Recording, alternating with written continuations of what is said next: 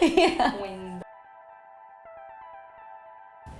Hey there, I'm Allie and this is Mari, and today we're so excited to have you in the kitchen. Yeah, we're gonna be showing you how to bake a gluten-free chia seed formula that, get this, your horse can eat too. That's it, we've got all you horse lovers in mind when we made this. And as a note, we called it a formula rather than a recipe because there's a lot of room to sort of make this your own.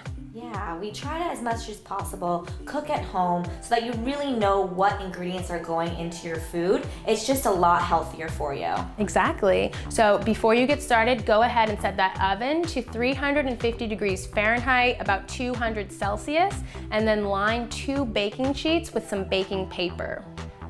Great, so the first thing that we're gonna do is take our chia seeds and make a bit of a gel. So that's 2 tablespoons of chia seeds with 6 tablespoons of water. Yes, so to really get the benefits from these seeds, it's really important to soak them. Like a seed being watered, this increases the bioavailability, meaning our bodies can more readily access the nutrients. Exactly, so go ahead and let that sit aside. It'll take about 15 minutes before it forms that gel. And then we're gonna start with our oats here. So I've got about 2 cups of rolled oats. We're just gonna take those. Oats are super high in fiber, and the rolled oats are gonna be best for your horse if you are gonna let them nibble on that. And then right away, 1 tablespoon of cinnamon. And you can go ahead and sprinkle that. And I love cinnamon. It's a great substitute for sugar. As anybody knows, we have that sweet tooth, and it helps to really regulate your blood sugar by improving the action of insulin. Exactly. So you can go ahead and just incorporate the oats with the cinnamon there. Once that's good to go, we'll add our chia gel. So as you can see, it really starts to thicken up as it sits. So you can add it in little clumps and then stir it in. And as you can see, they're kind of forming some clusters here. Cool texture. Exactly. That, I think, is what really sets this recipe apart as far as the consistency goes with the chia there. Go ahead and keep stirring. How's it looking? Yeah, it's looking really good. Great. Once you've got the chia seeds all incorporated into the oats, I've taken 1 apple. You can choose green or red, any flavor you like, and I've just made a little bit bite-sized pieces here. So about 1 apple is gonna go into the mix. That's your chopped apple.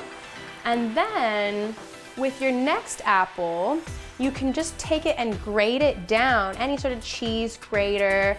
I've just gone exactly like that for the entire apple.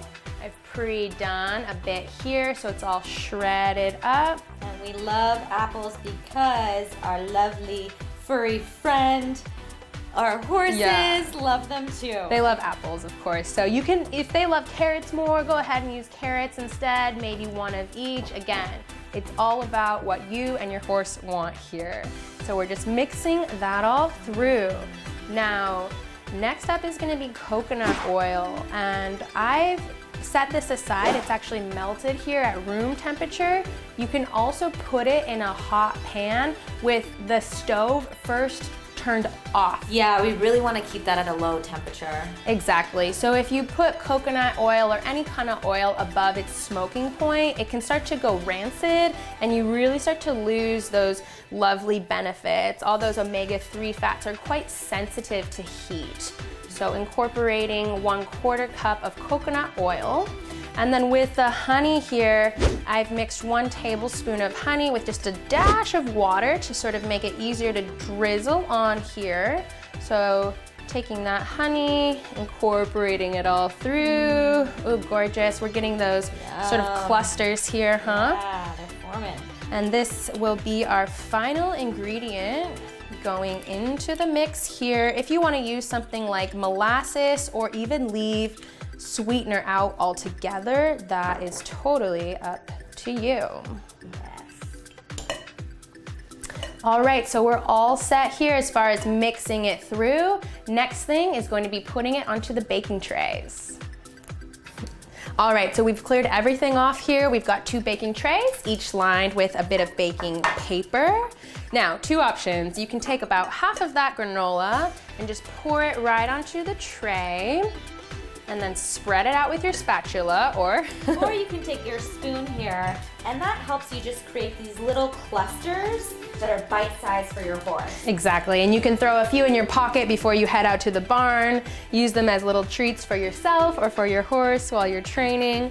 Once you've got that and a whole tray lined up with your treats or just lined up here, we'll take it to the oven. Okay guys, so it's been about 20 minutes, so let's go ahead and take them out of the oven. Great, thank you. And they look great and golden brown, as you can see. Good, yeah. And once you've let them cool for about 10-20 minutes, then make sure to package them up and take them out to the barn and share them with your horse.